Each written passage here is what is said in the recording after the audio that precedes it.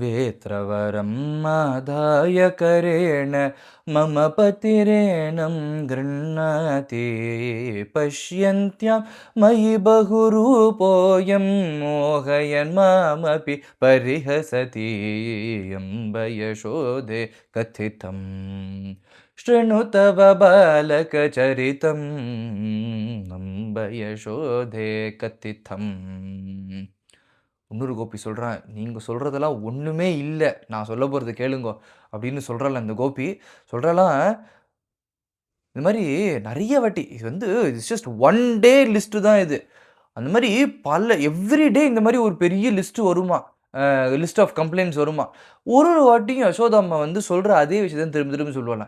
என் புள்ள பண்ணா, என் புள்ள பண்ணா, என் புள்ள பண்ணான்னு கிவ் மீ ப்ரூஃப், ரைட்? ஏன்னா உன் புள்ளையே பண்ணிட்டு என் புள்ள பண்ணிட்டு கூட சொல்லலாம் இல்லையா? கிவ் மீ ப்ரூஃப், என் புள்ள தான் பண்ணித்துன்னு. அதை விட்டுட்டு சும்மா உன் புள்ள இப்படி பண்ணா, உன் புள்ள இப்படி பண்ணா நான் என்ன பண்ணுவேன், நான் ப்ரூஃப்ஸ் கொடு அப்படின்னு கேட்பாளாம். அதனால இந்த கோபி என்ன பண்ணாலாம், ஒரு வாட்டி பகவான் வந்து திருடும்போது கையும் களவும் பிடிச்சிட்டாலாம். அப்படி பிடிச்சிட்டு, கண்ணா உங்க அம்மா சொல்றா நீ பெரிய ஒரு இன்னசென்ட் பாய் அப்படின்னு நினைச்சுட்டு பெருசா வந்து எங்களெல்லாம் டேர் பண்ணா, உங்களால் முடிஞ்ச ப்ரூஃப் வந்து கொடுங்க நான் பண்றேன் அப்படின்னா, இத்தனை நாள் வரைக்கும் எங்க யாருக்கும் ப்ரூஃப் இல்லடா கண்ணா. இப்ப நான் கையும் களவுமா பிடிச்சிட்டேன். ஏன்னா கையெல்லாம் அப்படியே ஃபுல்லா வெண்ணையா இருக்கா, திருடின வெண்ணெய், சாப்பிட்ட வெண்ணெய், வாத்துல வந்து சாப்பிட்ட வெண்ணெய் அப்படியே இருக்கா.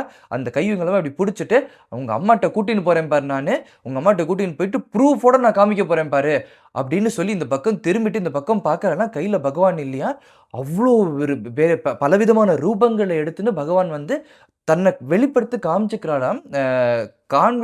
அங்க எல்லா இடத்துலையும் பகவான் தெரியறாராம், விதவிதமான ரூபங்கள்ல பகவான் தெரியறாராம். இதெல்லாம் பார்த்து அப்படி ஸ்தம்பிச்சு போய் நிற்கிறாளாம் அந்த கோபி. இதெல்லாம் பார்த்துட்டே இருக்கும்போது என்ன நடக்கிறது இங்க அப்படின்னு பார்க்கும்போது எல்லா ரூபங்களும் பட்டு பட்டு பட்டுன்னு மறைஞ்சு நம்ம குழந்தை கண்ணன் அவருடைய சுயரூபத்தை எடுத்துட்டு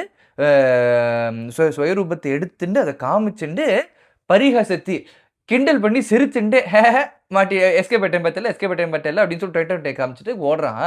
அந்த மாதிரி பண்ணுறான் பாத்தியா யசோதேவன் புள்ள அப்படின்னு சொல்கிறாளாம் இந்த இந்த இந்த சரணத்தில்.